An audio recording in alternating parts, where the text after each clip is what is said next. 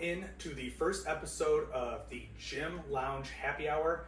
I'm Red, this is my co-host Noah, and today we're just going to kind of jump into things and introduce what we're going to be talking about this podcast, who the heck we are, and then just kind of go from there with it and see where things kind of go from there.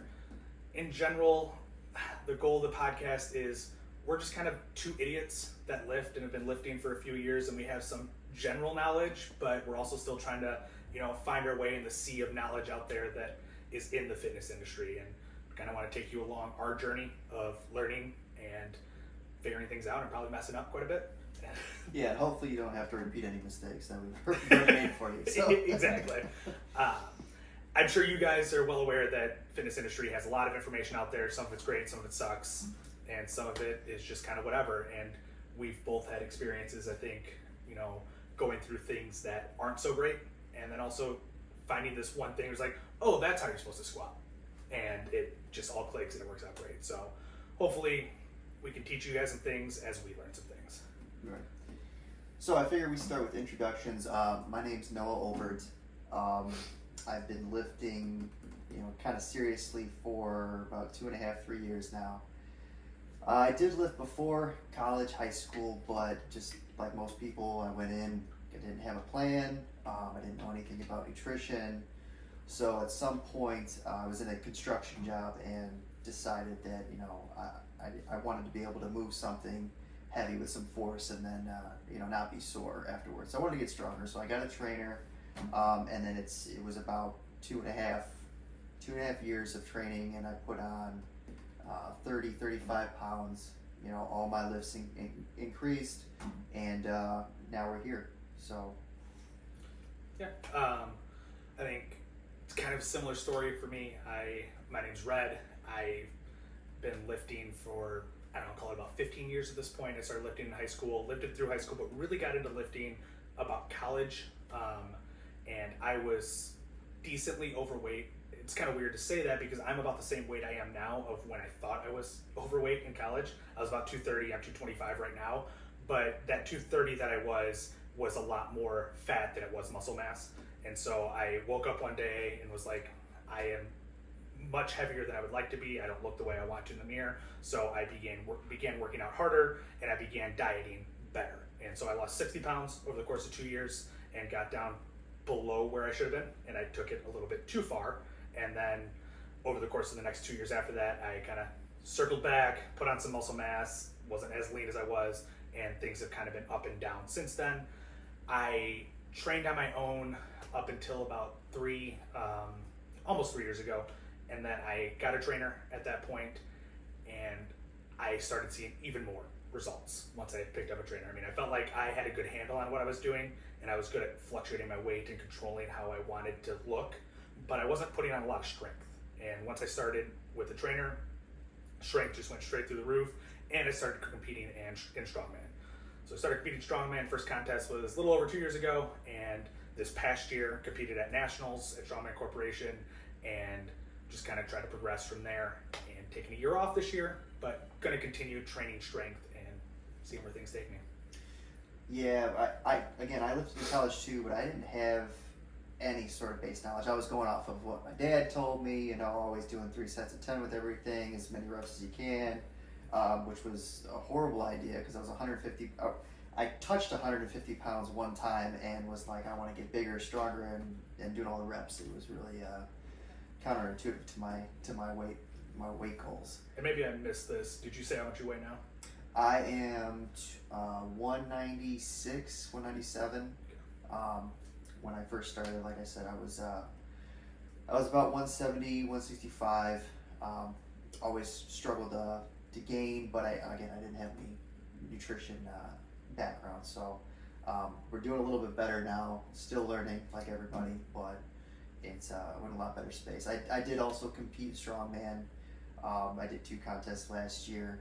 Did qualify for nationals. Didn't compete in nationals, and I've also done a few Tough Mudders, Spartan race or 2. So we'll be talking about that as well. I think overall for both of us, we just both want to continue to stay active, whether that is doing Tough Mudders, competing in strongman, or just lifting in the gym. At least for me, that's kind of where I'm at with it. Yeah, the gym is a good space for me personally. I like to come to the gym, and I know when I come here, I'm making progress. I'm working towards something, and that motivates me.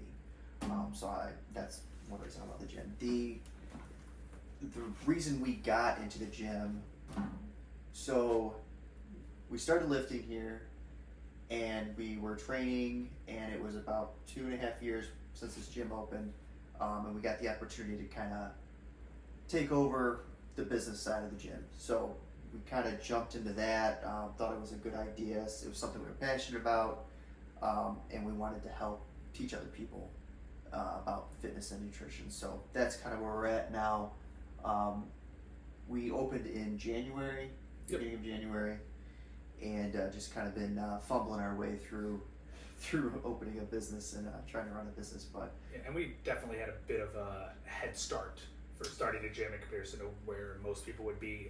The place that we're in, we took over from somebody else, and all the equipment was here. General setup was done. We obviously made some changes to make it the way we wanted it, but I mean, we got a bit of a head start for sure on the situation. And yeah, there's still a lot of hurdles to get through, even with the head starts that we had. yeah, we definitely got lucky there. We are slowly growing. We had about 8 members in the beginning of January, and we don't have a very large space. I think we're at like 1,200 square feet. It's pretty small. But we had 8 members, and now we're up to about 20 to 22 members or so. Right. So we're getting there, and it's been fun. I like having our own space where we can make it what we want. Obviously, we're listening to members, and then if they have suggestions, we want it to be a fun space for everybody, and build a good gym community. So that's kind of where we're at now. So I mentioned Tough Mudder and Spartan races. I actually just did one a couple weeks ago after I spent 4 nights in Las Vegas. Came back that Saturday, it was a 10K, so for those who are unfamiliar, it's about 6.2 miles. How excited were you for that after 4 days in Vegas? Oh my god, I forgot the date, actually. I got a text message from one of the buddies I was doing it with, and he goes, "Are you ready for Saturday?" I go, "What are you talking about? I'm trying to detox right now."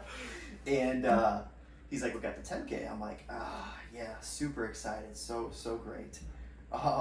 But it was good. It was we had 4 of us, and about half of us are consistently active. The other half not so much, just kind of getting into the swing of things. And I think that was a really good introduction for those guys. The Tough Mudder is a great event for people who are interested in camaraderie and team building. The obstacles, which there was 20 in the 10K, there's less in the 5K and then more in the 15K, obviously. But their obstacles are built around teamwork. There are plenty of obstacles where you can't do them by yourself. You need somebody else to lift you up, to pull you up, or to let you, for lack of a better word, step on them to get up. But I really do recommend it for anybody just looking for something new, and it has a great energy about it. So I guess just to walk through the day, they have a base camp, and they'll have food trucks, they'll have vendors, they're constantly giving out, I like Reign energy drinks, so the Reign's there, they sponsor the event, and they're always giving out energy drinks. You pick a start time, and then you begin your race, and I think the obstacle that sticks with me is the partner carry. That was pretty tough, but you got to carry a partner for I don't know, 20 yards or so, and then you switch. But you make your way through these obstacles, various obstacles. Heights, are involved. A lot of mud. Obviously, it's called a Tough Mudder. Cold water in general. There's mini stress tests, right? They're trying to get you to push back past not only the physical obstacles but the mental obstacles that a lot of us have instilled in us. One of the obstacles that I didn't think would bother me was you had to go into some water, and there was fencing that left about, 10 inches between the water and the fencing. Okay. and you had to go in the water, kind of like on your back, and pull yourself through the water. And you couldn't see through the fencing. They had some mesh, and then they had like little mop, like the car wash, like when you're going through the car wash, you would cover your head for a second. Oh, it's kind of sketchy. So you get a little panicky. And how deep is the water? Oh, it's 2 feet. Okay. It's nothing. Yeah, Gotcha. It's nothing crazy. They're typically the depth of the water in all the events are you can stand up. Okay. So one thing I learned about myself, apparently I'm a little claustrophobic, little panicky, which is hilarious. That I get so panicky because you're going through this little mop part of this obstacle, and it's like 4 inches of mop that I gotta get my head through real quick. Okay. So the fact that I was panicking was kind of that's was kind of funny. But we did have Wait, so this was at the one this past, the most recent one you did? yes, it was not. They swap out the obstacles. There are some overlap, but I had never done that before. I did do a 5K Tough Mudder before that, and that was not one of the obstacles. But then we got to an obstacle. One of the group members. He not physically active at all. We actually, I'm going to be perfectly honest. I think we jogged a half mile and then walked the other 5.7. Jesus. And I tried to push him a little bit just to, but he wasn't having it. So we walked in between obstacles. But nonetheless, he completed it. But we got to the Mudderhorn, which is netting that you got to climb up. There's like a 7-foot slick wall to start at the ground, and then gets you to the netting. You need somebody's help to get up this wall. Some people would stand there, they'd put their knee out and allow you to climb up their knee to get up onto the netting. And then you gotta climb, it's like 30 to 40 feet up at an angle. Jesus. And then you gotta get over the top and climb down. And this guy was definitely afraid of heights. Like we're standing in line, and it was kind of a bottleneck, so we were sitting in line for 15 minutes or so before we got to it. So he's just staring at this obstacle, talking himself out of it, right? And he's like, I'm not doing this. And thank God his good buddy was there. He looks at me and goes, you're doing it. And he's like, I'm going to walk around. He's like, no, you're not. And it's funny, we made him go first. That's awesome. Out of our group, we made him go first. But he accomplished it, and he was so happy to have done that and accomplished or overcame that fear.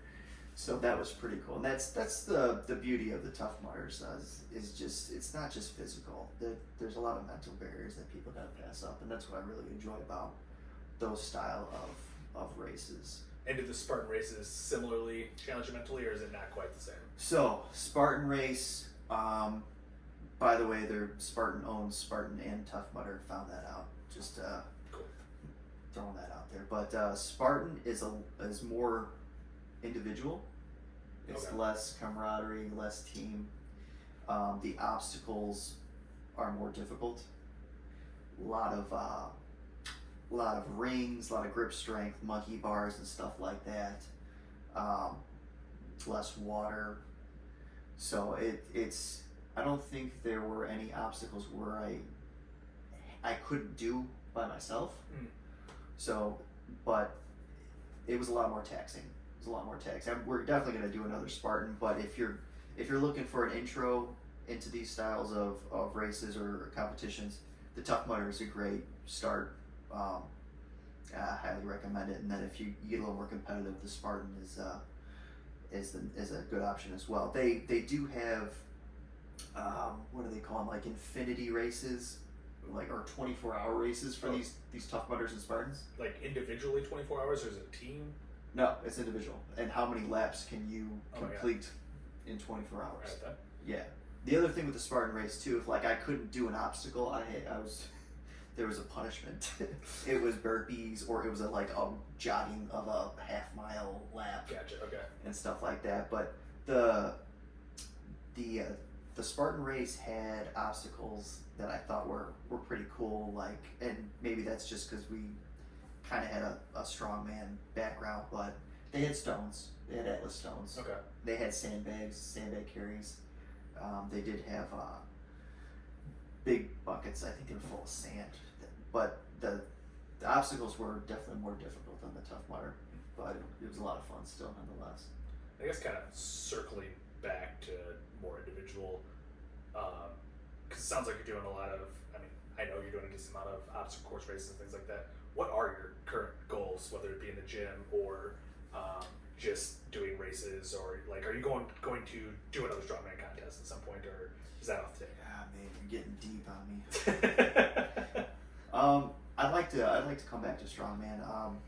You know, we have a lot of, or not a lot of new, we got some new members that I think would be good fits, or that would be interested in competing in strongman, and I'd like to. I don't know how competitive I'm going to try to be at strongman, but I do find strongman events to be a lot more fun than the interesting. Sure. You know, there's a good variety. And in comparison to like what, powerlifting? Yes, not.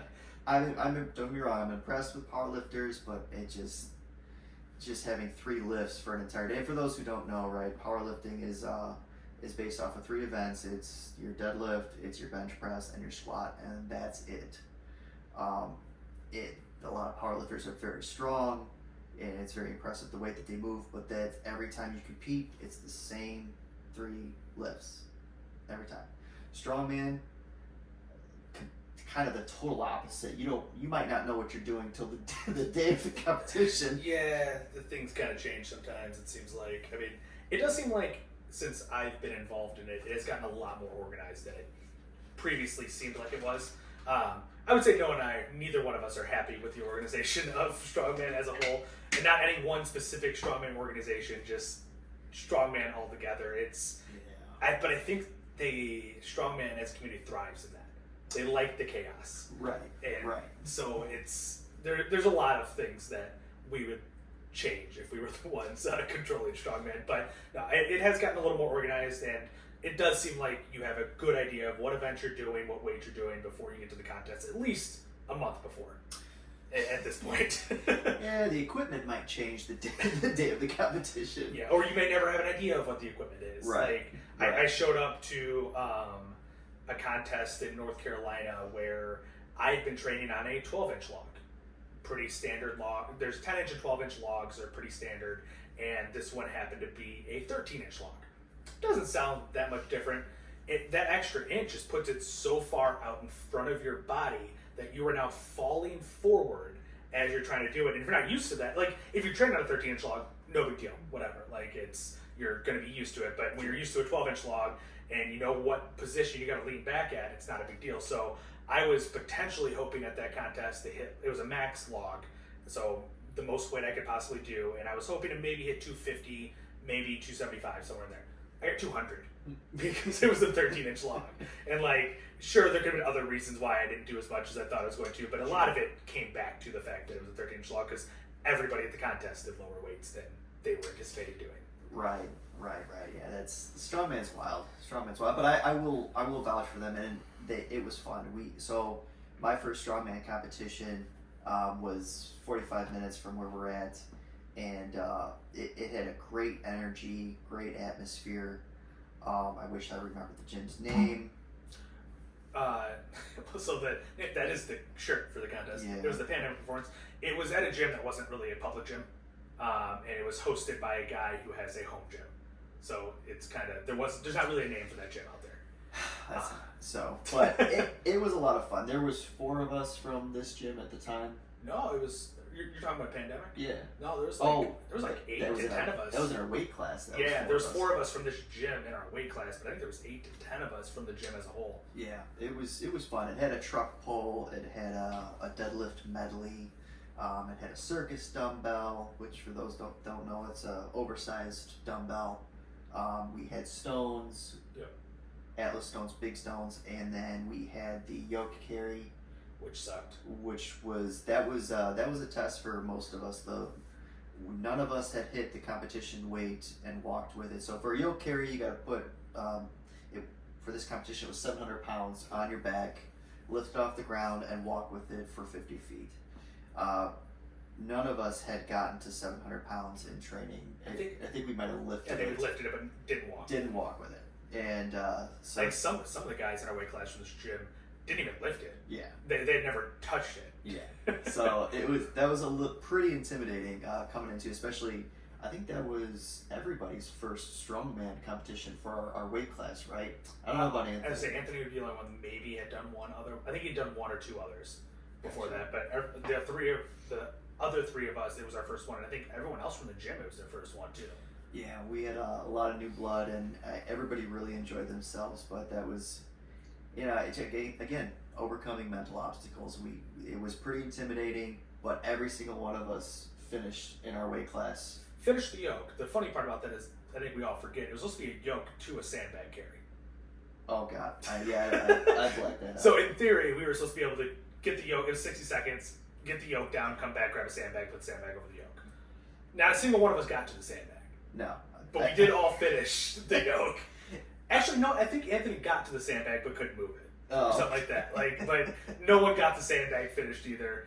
Out of the four of us from this gym. The four of us at this gym were all about 200 pounders. Like, so for strongman, there's the 200 pound weight class and the 231 weight class. Well, we were competing with the 231s at that contest. So there were some guys in our weight class that completed the yoke, got the sandbag, threw it over, no big deal, Sure. wasn't a problem. But all of us from this gym were aiming to compete as 200 pounders or even less. I mean, you've competed as a 175, and Anthony was there and competed as a 175, and I think Robert probably only weighed 185, 190. He wasn't 200 pounds even. So. No, he was. Yeah, no, he was So for us to have completed the yoke and knocking the sandbag, not a big deal. Like, still an achievement for sure. Absolutely. Like I said, we lifted the 700 pounds, but never moved it. And then we ended up all moving at 50 feet under a minute, which. There's no chance I remember the sandbag. I guarantee you. It was just like getting the yoke done. Really, that's all I was focused on. Well, I think both of us finished with like 58 and 59 seconds. Yeah. So there's no sandbag. No, there was definitely no sandbag. That's hilarious. The other competition we did 9 weeks later. Yeah, roughly. That was the Beast in Kentucky. Beast of the Bluegrass. Beast of the Bluegrass. That's what it's called.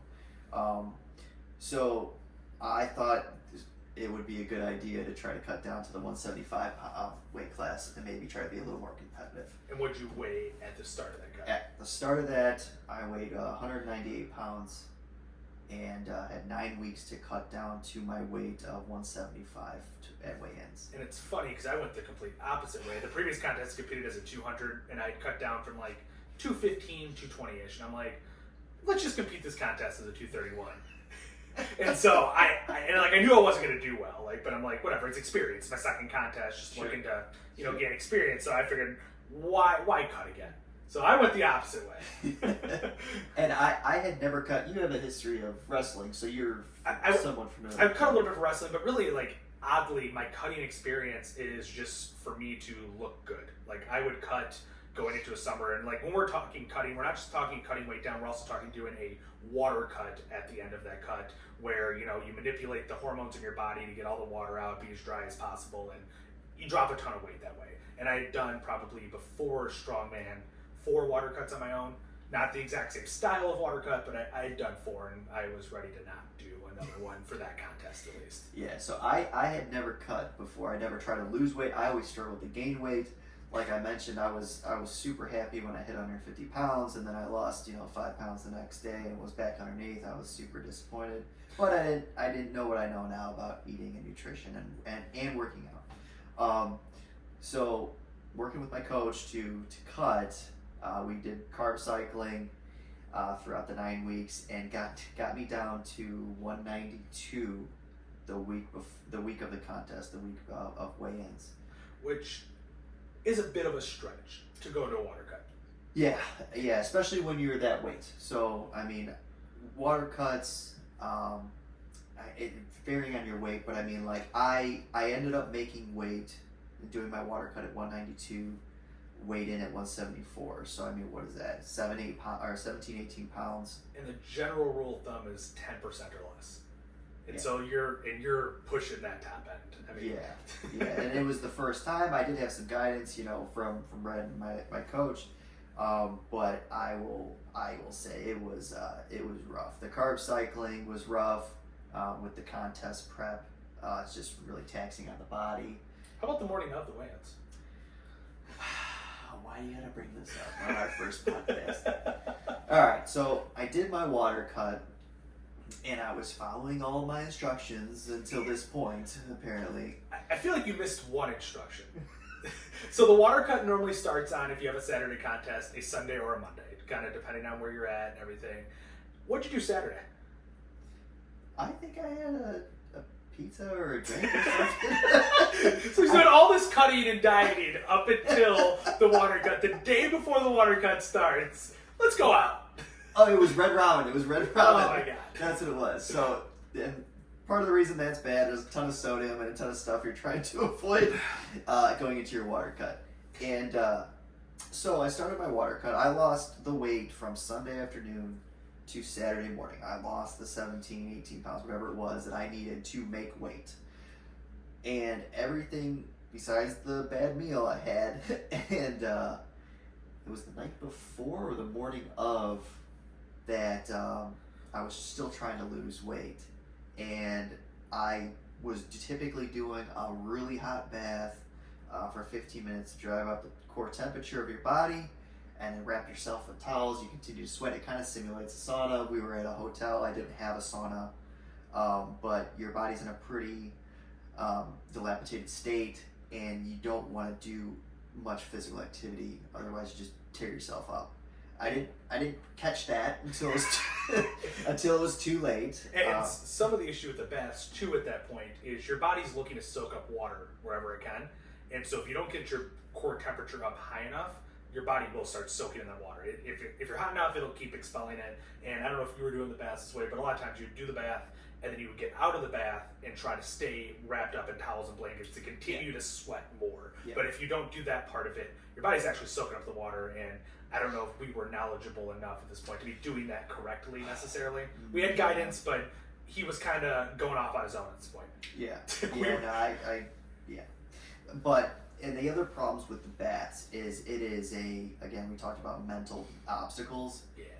When I say a hot bath, I'm not talking like you're in a jacuzzi where it's comfortable.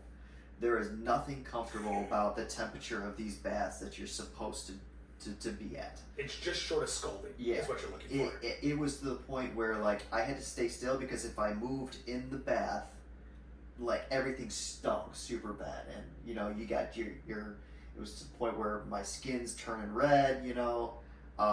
But I always got to the last 3 minutes before I started getting panicky, because you're submerged in the bath, the hot bath, and then you would also put a wet cloth over your head.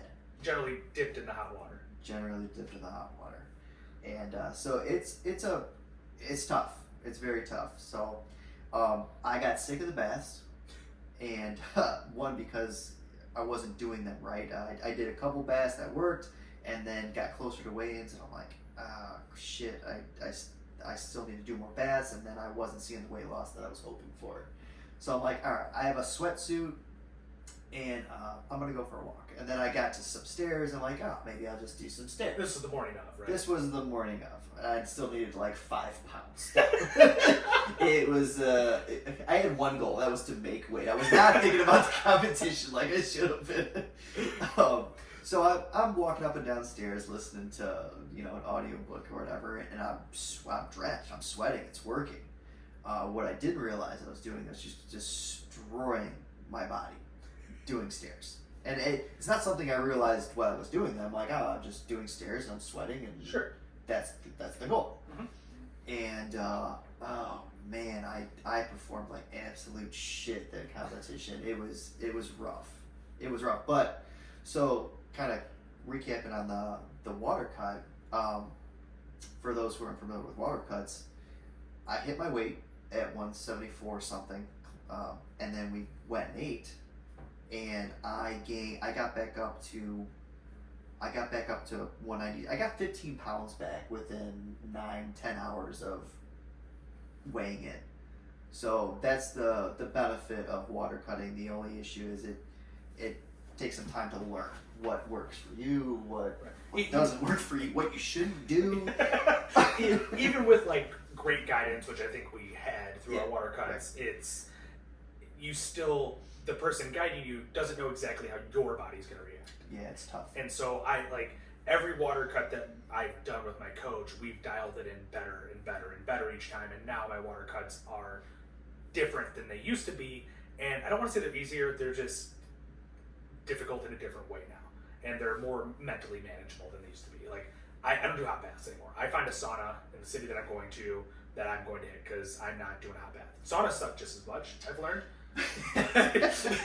But it's not the same suck. Right, It's, absolutely. I feel like I'm gonna puke, like these things, but it's not this mentally like I'm going to suffocate or drown or what. I don't even remember what I felt when I was doing hot baths, but it was not fun. Yeah, and the benefits, you probably, for people who are new, you're probably wondering, well, why are you water cutting? Why don't you just, compete up or whatever? So I water cut, 15 pounds down to my weight at 175, and then I gain those 15 pounds back after I eat. Your body is supposed to respond with kind of a little excess boost. Your muscles are soaking up all the glycogen from all the carbs you're eating, and you get a performance boost.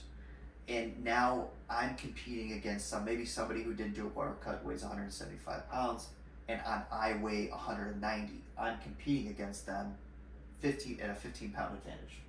And to that point, most people are doing water cuts. Yeah. And so if you're not doing it with them, and let's say you would have competed at the 200-pound weight class of that contest, you're probably really competing against the guy who weighs 225. Yeah.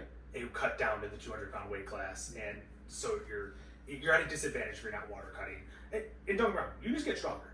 Like you can get stronger and fill out your weight class and do what you want to do with it. But in the short term, the water cut is a way to be more competitive. Mm-hmm. What was one of your favorite contests? You did a lot of contests last year.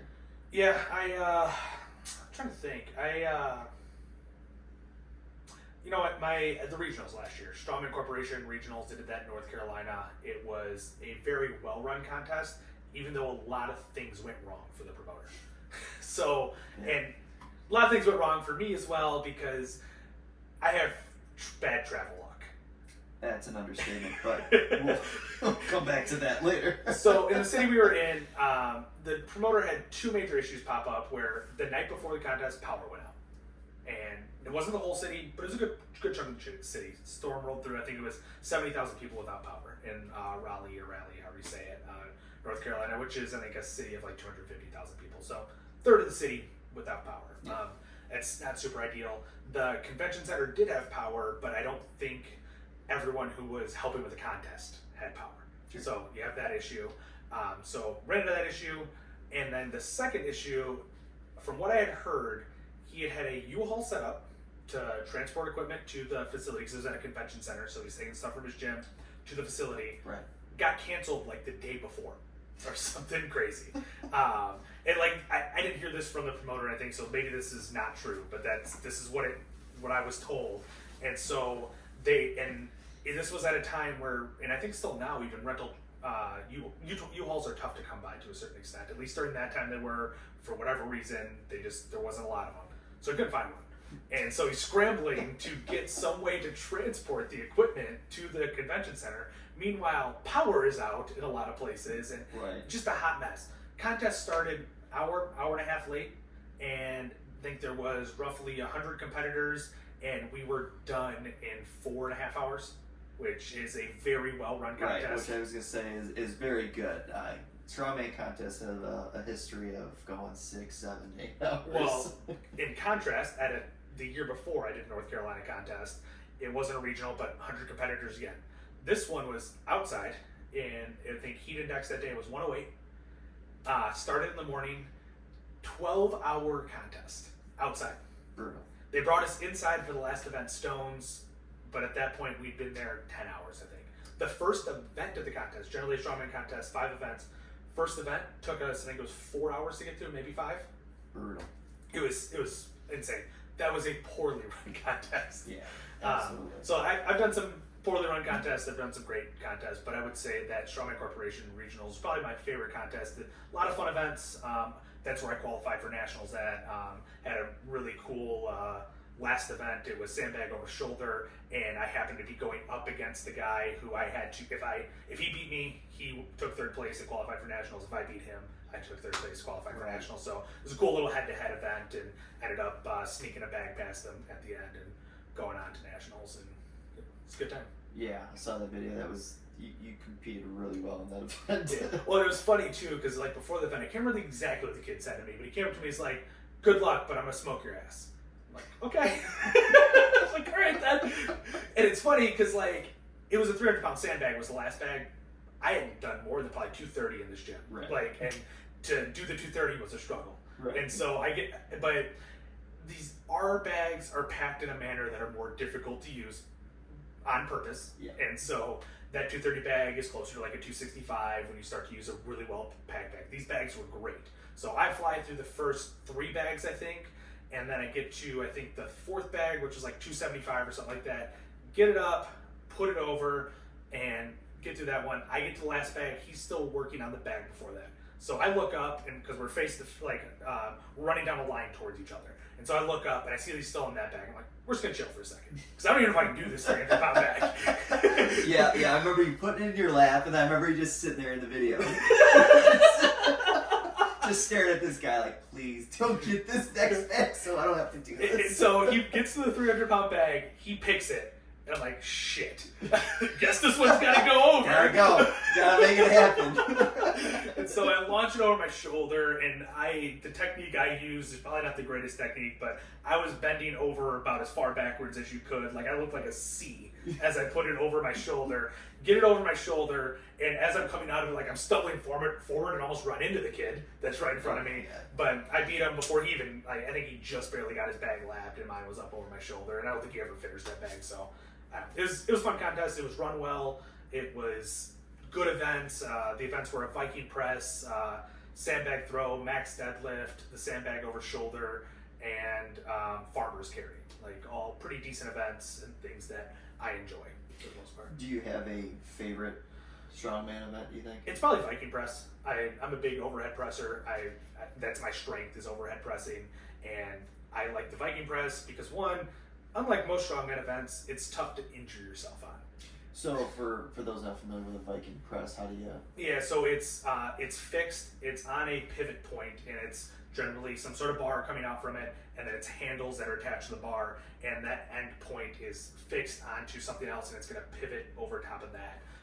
And so it's fixed, and if it comes down, there's generally somewhere for it to land on that's not you. Right. And so to me it's one of the safer events in my mind that I'm not afraid that, stone over shoulder, that thing's coming down on me if I suck at it. There is a lot of inherent danger in strongman events. Yes. I mean, and powerlifting has some too. Deadlifting and Sure. squatting can all be pretty dangerous if you're unfamiliar with the technique. But strongman, it's there's a lot of stuff that can go wrong and really mess you up.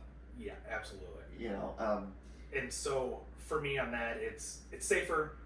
It's in a fixed position, so I can be stronger with it too. I can be a little more reckless with it and not have to worry about it. So for me, Viking press is all day favorite event. I was a big fan of stones. Putting You're a stones psychopath. over. I know. I was. I said was. Okay. So for those unfamiliar, Atlas stones. It's the big stones. You lift off the ground, put them in your lap, and then either you're putting them over your shoulder or to your shoulder, or you're putting them on a platform or over a bar of some kind. And I thought it was great. I was semi-decent at it for being new. And then we started getting to heavier stones, and my coach is like, here, try this tacky to practice with. I'm like, this stuff sucks, man. It's painful. It's just a sticky adhesive that you put on your forearms, you put on your hands, and it gets all over your clothes. It doesn't ever come out of your clothes. You got to burn your clothes after that. And for those of you that are baseball fans, it's spider tack is what we use, which has been recently banned in baseball and whatnot. So it's that stuff, and like it sucks. Like, it does suck. If you stick to the stone, which that's the whole point of it. It does its job. Yes, it your does its job. forearms are red. You get bruised. It rips off skin. It's disgusting. Yeah, and then you gotta you need baby oil to clean it off or WD-40, and it's just it's a hot mess. It It's is. a hot mess. They had a stone in that was Kentucky. We had a Stone Over Bar was our event, and just to emphasize, strongman doing crazy stuff. It was supposed to be 285 stone, 285 pound stone. I get up there, I overhear them that it's a 300-pound stone, so they changed the weight. I mean, I've never even hit a 285 pound, and now I hear that it went up 15 pounds. I'm like, I'm fucked. Same contest for me. I had a sandbag that was part of a yoke carry sandbag over the bar. I was supposed to be doing a 230-pound sandbag. Right before I get up there, wheel out the 265-pound sandbag. and like another guy's like, I think it's supposed to be 230. Like, well, we're doing 265 now. Yeah, just winging it. Just absolutely winging it. Oh my god. But it keeps you on your toes. If you can roll with that, it's a lot of fun. I highly recommend it for anybody looking for something to motivate you work towards at the gym. Only issue with strongman is it's a lot of special equipment. It is. So it's tough to come by. For sure. There's ways around certain things, but it is, to truly train it and be competitive at it, you do kind of need the equipment to a certain extent. I mean, you can get by, you can make do with what you have, but if you're new to it, 100% you can train it at any gym and find a way to make it work. And there's a lot of gyms that have like strongman Saturdays or things like that you can drop in, use their equipment for one day. Like if you have a log at a contest, drop into somebody's strongman Saturday, test out the log, and then you're kind of good to go. You can train things from there. But I don't think you ever answered my question on what your goals are. I was trying to avoid it. Somehow we got on this long that. water cut. What's my favorite event? Strongman. What's your goal? Okay, all right. What are you trying to do? So I'm like I said, 196-ish pounds. I've never been super lean, so I think I'm gonna go that route.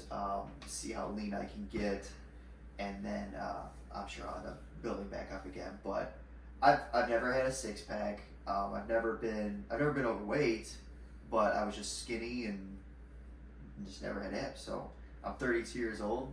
I think it's about time I saw some abs. Are you sure that? I think that's how. No idea. No idea what's going on. But I'm gonna keep competing. These Tough Mudders, these Spartans. I travel, do weekend trips with a couple buddies. It's fun. That's fun to me. So I'll keep doing that. I haven't trained for a Tough Mudder or a Spartan. It's just something I've been doing to. Just do a 10K on a whim. No training. I did. I jogged 3 miles one time before the first 10K I did. I dislike running. That's the whole reason I went into the obstacle races. Is I'm like, a marathon would be cool, but I don't like to run that much. So maybe it's not that cool. Sure. So let's add obstacles on It top kind of of the. sounds like someone who's like, marathon running sucks. Let's do a triathlon instead. That's kind of where I'm at. That's kind of where I'm at. Yeah. So I'm looking to lean out and then just keep competing. That's kind of it. I don't have a set goal. I should probably figure that out. That would probably be pretty decent to do. Yeah. So anyway, that's probably it for today, guys. Yeah. We're gonna keep doing these weekly, and we're gonna just keep trying to bring in new information to discuss something we've learned, something we came across throughout the week, maybe a specific lift or something we learned about nutrition, just to keep spreading information. If we do have any sort of sources, we'll throw them into the video for you guys, and that way you can check it out for yourself. I don't want anybody to just take our word for it. I encourage everybody to do their own research and look at the studies and everything like that. Follow a variety of people that you can find a bunch of different perceptions on how to lift and how to grow and how to become better by listening to a variety of people. So yeah, I think we'll share things like that. We'll talk about things that we're doing in the gym, like upgrades, different things that we're doing, what's working for us in the gym for those of you that are trying to open a gym as well. But for the most part, just gonna be a hangout weekly, and appreciate you guys joining us. yeah, thanks guys.